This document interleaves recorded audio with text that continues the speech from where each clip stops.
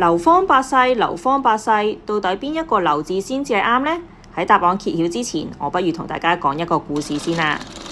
話說喺東晉時期咧，有一個大將軍，佢叫做桓溫，咁佢都係一個英雄嚟㗎，佢打過好多次勝仗㗎。不過呢個人咧就有一個弱點喎，就係好中意出風頭啊！佢好希望咧，大家都覺得佢同劉琨啊、司馬懿呢啲英雄豪傑咧一樣咁叻。於是有一日咧，佢就瞓喺佢自己張床嗰度喎，就同屋企人啊、啲親信就喺度講啦。我如果再係咁默默無名啊，我一定會俾文帝啊、景帝佢哋恥笑㗎。